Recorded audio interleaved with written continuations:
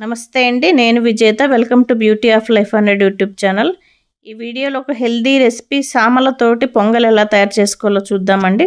ఇది పీసీఓడి, థైరాయిడ్కి అలాగే హార్మోన్ ఇష్యూస్కి చాలా బాగా పనిచేస్తుంది. ఈజీగా డైజెషన్ అవుతుంది. ఒక కప్పు సామలకి 3/4 కప్పు పెసరపప్పు తీసుకున్నానండి. ఈ ఒక కప్పు కొలతకి హాఫ్ కప్ అయినా తీసుకోవచ్చు, 3/4 వరకు కూడా తీసుకోవచ్చు. అలాగే పొట్టు లేని పెసరపప్పు అయితే ఈక్వల్ క్వాంటిటీ తీసుకున్నా కూడా పొంగల్ బాగా జిగురుగా చాలా బాగుంటుంది.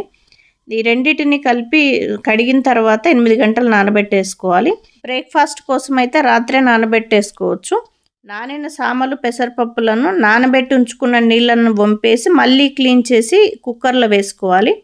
ఒక కప్పుకి 2.5 కప్పుల నీళ్లు తీసుకోవాలి. ఒక కప్పు సామలు, 3/4 కప్పు పెసరపప్పు రెండు కలిపి 4.5, ఇంకా లిక్విడ్ లాగా కావాలంటే 5 వరకు నీళ్లు వేసుకోవచ్చు. కుక్కర్లోనే కొంచెం పసుపు అలాగే ఉప్పు యాడ్ చేసి వాటర్ వేసి మూత పెట్టకుండా కొంచెం పొంగు వచ్చే వరకు ఉంచి, పొంగు వచ్చిన తర్వాత ఇప్పుడు మూత పెట్టేసి 2 విజిల్లు రానిస్తే సరిపోతుంది.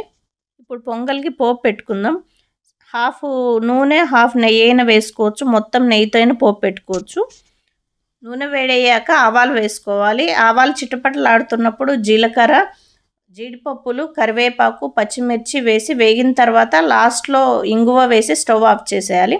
స్టవ్ ఆఫ్ చేసిన తర్వాత అల్లం తురుము, మిరియాల పొడి, అలాగే ఇష్టపడే వాళ్ళు కొంచెం డైజెషన్కి యూజ్ అవుతుంది అనుకుంటే కొంచెం జీలకర్ర పొడి వేసుకుంటే కూడా టేస్ట్ చాలా బాగుంటుంది.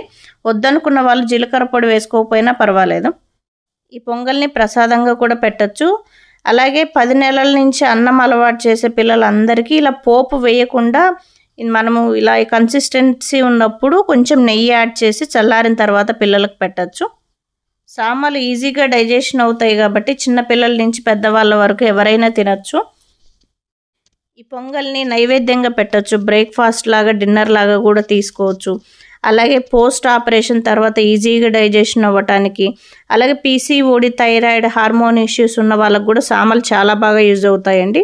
ఇది హై ఫైబర్ అలాగే ప్రోటీన్ ఉన్న మంచి రెసిపీ కాబట్టి వెయిట్ లాస్కి కూడా చాలా బాగా ఉపయోగపడుతుంది.